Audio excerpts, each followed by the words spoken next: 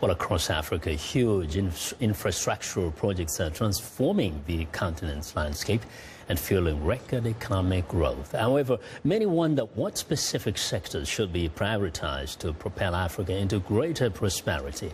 Joining me to discuss the issue is Dr. Thomas Mensah. He's a Ghanaian American chemical engineer and inventor. Now, he's an expert in the development of fiber optics and nanotechnology. In fact, some of his inventions are in use inside our studios right now.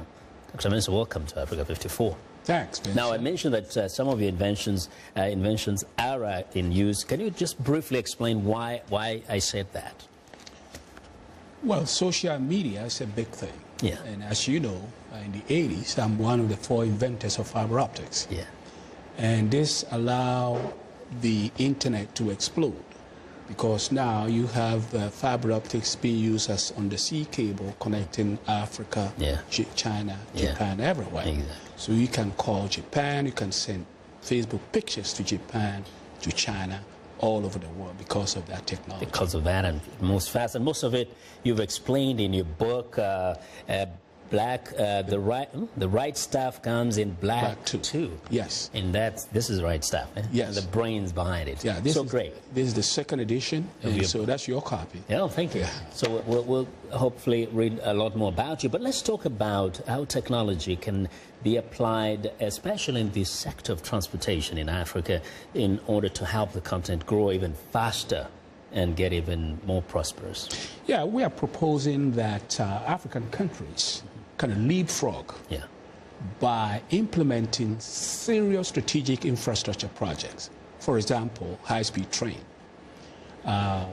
What you see here basically is a proposal to the Ghana government.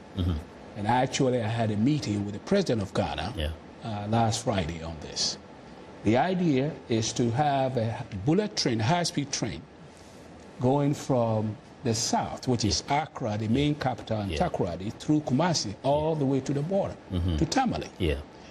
And what this does is that instead of taking 4 days to go from the south to the north by trucks or by train, whatever, you can take 1.5 hours. Yeah.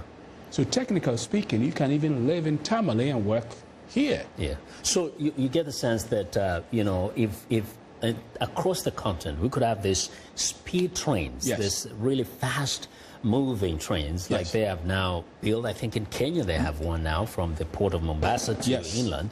Yes. That on its own can play a big role in creating wealth and helping the countries to grow. Yeah, this is very, very important. Yeah. Currently, you have Morocco has one. Yeah. Ethiopia has one, and as you mentioned, Kenya. Now, in West Africa, this will be the first. In Ghana, it will be the first. Yeah. And this will be very important because another proposal we have is that you're going to put fiber optics cable along the train route. Yes. And as you go up, you can actually branch off into the different rural areas with this fiber. So internet will be everywhere. So but most importantly, Vincent, you're going to have these trains traveling at 200 miles per hour. And with a fiber optic cable, using the Wi-Fi in the train, you can connect to the internet. So you're saying, in fact, that there will be like a double or triple benefit in terms of advancement and spread of technology across the country. Exactly. Yeah. With this single project, what it will do is you can create factories along the train route that will supply to the train. So if you look at this, China has about 40 trains. When I first proposed this, you know, in America, you know, America is building, you know, from California now, 2 in California.